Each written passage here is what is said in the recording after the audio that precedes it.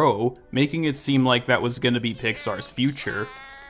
But you know, Lightyear was too good to put straight to Disney Plus, so let's put that shit on the silver screen. Oh, what's that? It bombed?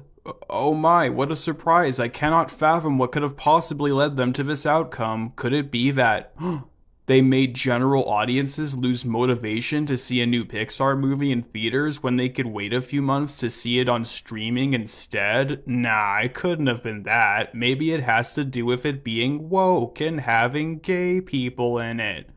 God, my sarcasm sucks. But hey, maybe it's just a Lightyear thing. I mean, after all, there are plenty of reasons why it flopped. One of the reasons could be that it's a semi-original film based on a franchise everyone loves that had nothing from said franchise that everyone loved. So perhaps a fully original, theatrically released movie might fare better in a post-pandemic society, right? Right? A month before Lightyear crashed and burned, a new Pixar movie was announced titled Elemental, and no one gave a shit. This was everyone's breaking point with Pixar that made them finally say, that's it, they're out of ideas. Like, how does one make a movie about elements with feelings? Furthermore, if no one's gonna be interested in a film they could watch on streaming in a few months' time, how do you expect anyone to see it in theaters? The answer is you don't, until it's too late. Trailers didn't hook anyone into the premise, and it seemed like a film that would have already been released on Disney Plus by now, but then it actually came out. And it was depressing. A domestic opening of just $29.6 million against a $200 million budget. With that in mind, Disney and Pixar knew that desperate times called for desperate measures, even if it meant catering to the youth. Shortly after the movie came out, 2 little videos were released, a fake audience reaction and a fan cam edit hyping up a literal lump of dirt.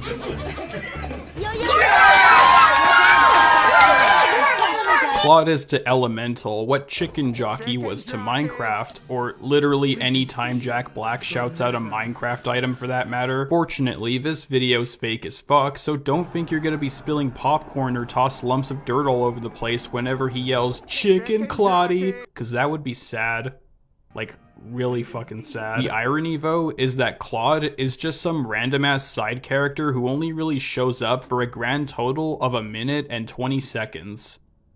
Yup, to prove I'm not plagiarizing that one Cartoonchi video, I actually watched Elemental a few days ago. Unsurprisingly, all he does is hit up the fire girl, despite the fact that she's a grown-ass woman and he is a child. Otherwise, you could remove him from the story and nothing would change. He is by far the least important character of the movie.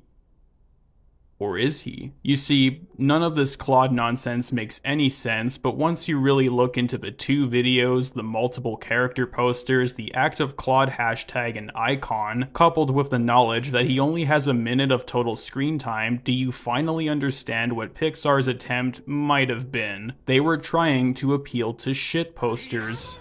Ironic shit posters. Essentially, they tried to pull a Morbius, but in reverse. Rather than bombing twice due to Sony's ineptitude and it being doo-doo ass, it somehow miraculously made people want to watch the movie and they enjoyed it? How was this possible? I thought you guys were confident that it was gonna be ass. While it's more likely caused by positive word of mouth, rather than the intern trying to rizz up a little dirt boy, I can imagine that some people saw those fake videos, cringed, then went to see the movie expecting it to be along those lines of ironically enjoyable, but in reality, they'll most likely walk out of the theater and say, "That was pretty good, actually." Or at the very least, better than how the marketing made it look. And that's the ultimate irony. Elemental would later explode at the box office, and technically the film needed to make back its budget 3 times to be seen as a full success, but still, I don't think I've ever seen a movie, let alone an animated one, have such a redemption arc that would even make Zuko piss himself, and it went from a desperate cry for help to a true,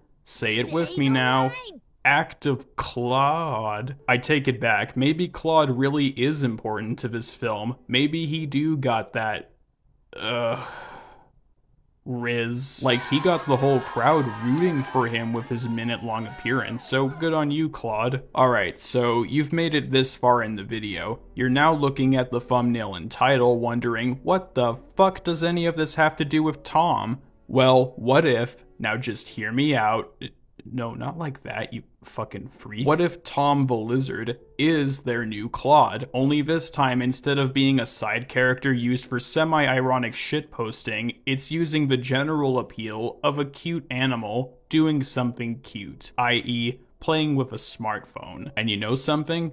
It worked. Why? Because of our new word of the day, relatable. With the official teaser premiering a month after the first appearance of our new favorite lizard, quite a few eyes were on Hoppers now, along with the memes becoming more prominent that Pixar uploaded the clip on their account, confirming his name. Which just goes to show you how much people already love this little guy. I mean, can you blame them? Everyone loves cute animal videos that aren't AI slop, and Tom fits right up that alley. It's just like how we use smartphones for sharing stuff, watching videos, doom scrolling, and subscribing to this channel. Bro is going to town on that button. Look at him go. He's just like me.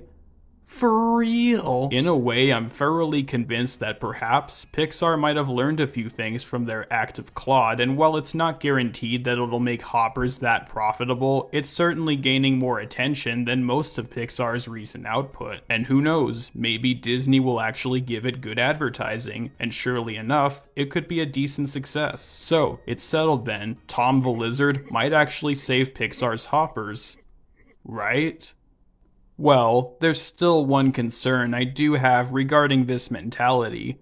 The fact that they're relying on relatability at all. Not that a film being relatable is bad if you want someone to see themselves represented, but there's a chance that Disney might possibly get a little too in on the memes to a point where they end up driving it into the ground, killing it in the process, making it yet another failed attempt at being hip with the kids, or whatever. The exact fate that Sony suffered with Morbius, twice, Warner Bros. Actively telling its audience to piss off theater employees with Minecraft, a month after they already did, and Paramount for making Transformers 1 look mid. Thanks, badass Tron. Obviously, the Act of Claude campaign was also a failed attempt at being relatable, and admittingly, it was out of touch and desperate and terrible and embarrassing, but they didn't try to capitalize on the memes. In fact, they tried burying that shit, but the film still turned a decent profit regardless, due in part to reviewers being pleasantly surprised by how good it was. Tom the Lizard was already blowing up all over TikTok, and he was the first thing people saw of Hoppers, withstanding leaked D23 footage and concept art. I know I literally just made a point that this meme could attract more people to see it, but it could also potentially serve as a detriment to the film if Disney only sees it for its meme value rather than showing what it really has to offer. And that's assuming they'll even market it at all. It's an original animated movie releasing in theaters, so they really have to give it a good marketing campaign in order to save their future of new movies, but even more so if it actually ends up being worth your time to go out of your way to see. After all, solely being an original IP doesn't always mean it'll be good right off the bat, though if my concerns become true of relatability and current trends being the only way Pixar can advertise this movie, then I wouldn't be surprised if this relates to that very unfortunate article made a year ago. It basically goes over how they're gonna recover from their string of financial failures. Executives arrived at mentoring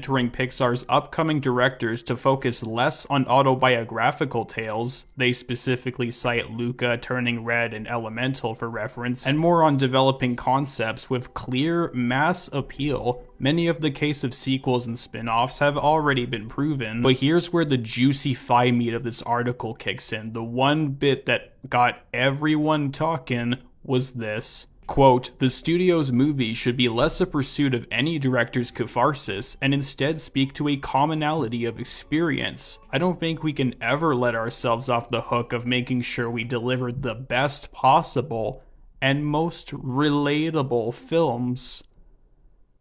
Awesome. There's a lot to unpack here that deadass got under my skin, but there's that word again, relatable. What do they mean by that? Relatable to specific or all audiences? Well, when they say relatable, they don't mean it in the sense that, let's say, teenage girls going through puberty can relate to Turning Red for tackling such a topic. They mean relatable in that it relates to everyone. kids, parents, your unemployed friend, all kinds of audiences that aren't tied to a specific group of people. Oh, and would you look at what we have here? This article was made 2 weeks before Inside Out 2 came out, which, you know, didn't make too much. All it made was about $1.6 billion.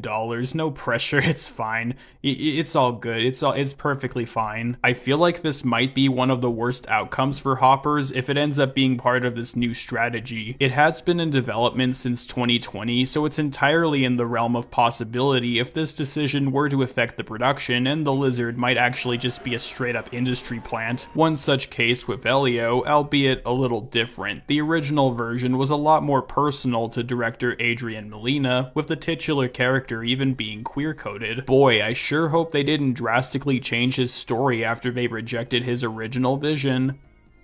They drastically changed his original vision. I think you can connect the dots here. There were also rumors suggesting that they toned down the environmental themes, though the director says otherwise, so at least it might have something to say. And in fairness, it'd be silly to immediately assume the whole thing's gonna pull an Illumination on us. Sure, it's got cute animals and a goofy enough premise that kids will most likely enjoy, but truthfully, only time will tell what actually happened during the making. This is just my mere speculation from literally just 25 seconds of a lizard playing with a phone. Then again, my speculation will probably cease to matter because this is all neglecting the fact that it will be released in 2026. So even if all goes well and Hoppers becomes a modest success, it would still have its thunder taken by Toy Story motherfucking 5. Now that's gonna be the guaranteed billion-dollar hit of the summer. I mean, God only knows Disney needs to make back what they've lost on Jimmy Kimmel. Get ready to see the Conan O'Brien shit paper potty toy on store shelves pretty soon, along with the 50 Small Soldiers wannabe Buzz Lightyears. Maybe it'll be good. I don't even know. I just really hope Hoppers is good, and by extension, hope that it does well enough to continue the balance of good originals and sequels for financial stability. With all of that said and done, could Tom actually save Pixar? Don't count on it!